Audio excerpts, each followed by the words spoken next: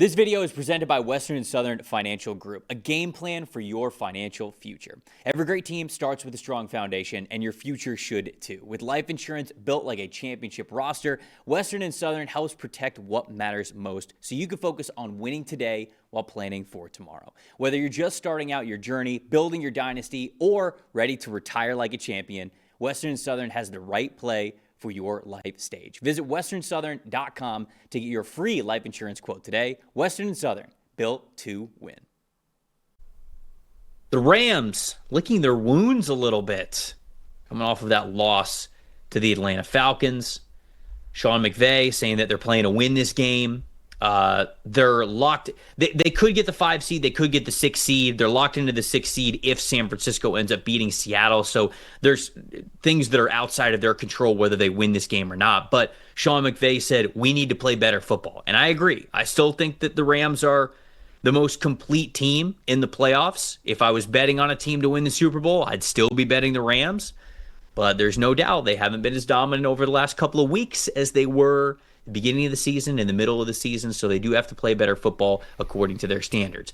But they're playing a division foe in the Cardinals. Talk to me about the Cardinals, who are going to want to play spoiler here in this one. So, yeah, they are. They're going to want to play spoiler, and they're basically, with their lack of a run game lately, they're going to be throwing the football just about every play in this game. They've got Marvin Harrison. Michael Wilson's been red hot. Trey McBride is arguably the best receiving tight end in football right now. But the Rams, something I want to point out, whether they play their starters this whole game or not, because there's an interesting decision here. You just mentioned it. If San Fran wins on Saturday, then the Rams are locked into the 6th seed. Then I'm not exactly sure if McVay is going to play his starters the entire game, but his secondary needs to get it going. This coverage unit has really struggled over their last 5 games.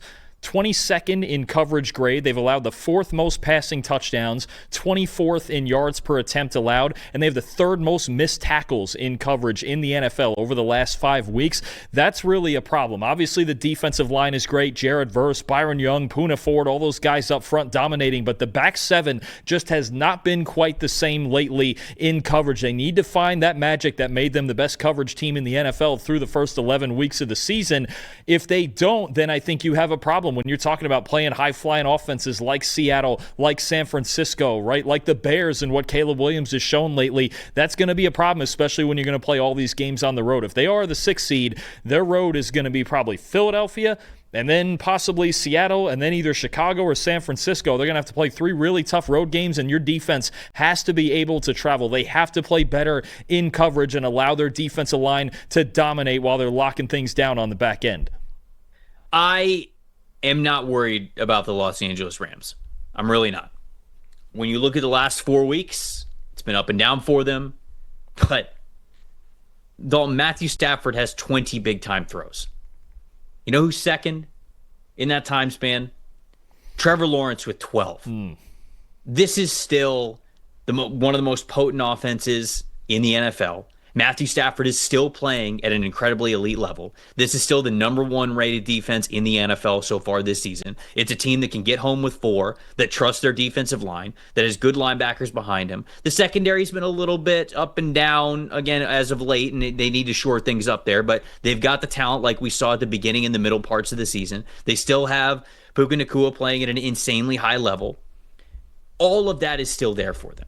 I'm not worried about the Rams at all whatsoever. But they do need to take care of business here against the Arizona Cardinals, especially if this team is playing their starters. They need to feel confident because you mentioned the run that they're about to have to go on as a wild card team here. So it's going to be paramount for them to get back to taking care of the football, because for as much as Matthew Stafford has 20 big-time throws, where was he in turnover-worthy plays? He's also pretty close on turnover-worthy plays near the top of the list. He is 4th with 7 turnover-worthy plays, and 4th most in the NFL during that time. Good Lord, Brady Cook's got 13 turnover-worthy plays. Don't remind me. Holy smokes. Yeah. Okay, if you take Brady Cook out of it, because I think that we have to at this point, he has the 3rd most turnover-worthy plays over the last month here. And so obviously that's an issue.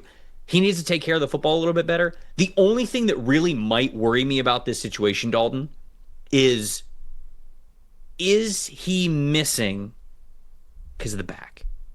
Is the back injury, now that we've played a full regular season, now there's a lot more wear and tear, a lot of throws, a lot of hits, a lot of game action. Is the back starting to hurt him a little bit? That's the only way I'm really worried about this team. Other than that, I think they're the Super Bowl favorites. I think they should be the Super Bowl favorites, and I'm not totally worried about them. So I have them winning this game. I've got them winning 28-20 as the final score here, but that's my thoughts on the Rams at this point in time. The goal heading into the playoffs for the Rams, like so many teams, is going to be get healthy, and 3 key guys on their offense. 1, the left tackle, Alaric Jackson. 2, the right guard, Kevin Dotson. And then, of course, Devontae Adams on the outside, their number 2 receiver. If they're fully healthy on offense, they're the best offense in football. I do think the crack showed a little bit with 2 starters missing on the offensive line against Atlanta. But if Sean McVay says business as usual, then I'm going with it as well. Rams 31, Cardinals 20. Everyone's got takes. Numbers have truth. And the truth is, most people are betting with emotion. Sportsbooks feed on it. TikTok gurus sell it. The hype machine runs on it. That's how you lose. PFF is different. You're betting with winning data. The same data trusted by all 32 NFL teams and the sharpest minds in the game. PFF betting tools take every prop, every matchup, every angle, and run them through our custom models. Built on the best football data in the world. What comes back is your edge. Simple, sharp, and built to win. Want to go deeper? PFF puts a pro-level analytics department in your hands, giving you the same insights teams use to find every advantage. Build your game plan with matchup analysis. Project every snap, every matchup, and every edge before kickoff. Because the smartest plays start long before Sunday. Hit rates show how a player performs against their prop and against defenses built the same way. It's the data that gives you real confidence in every pick. Next, Key Insights translates PFF data into the story behind every matchup, giving you the why that powers your bets. From coverage schemes to defensive looks, it's the context that turns raw numbers into winning decisions. When you're ready to take action, filter through every prop on the market and focus on the opportunities that matter. By game, matchup, or value. Then, shop for the best available line in your area and tap your book of choice to place the bet instantly. Everyone's got takes, but now you've got truth. Bet with data, win with PFF.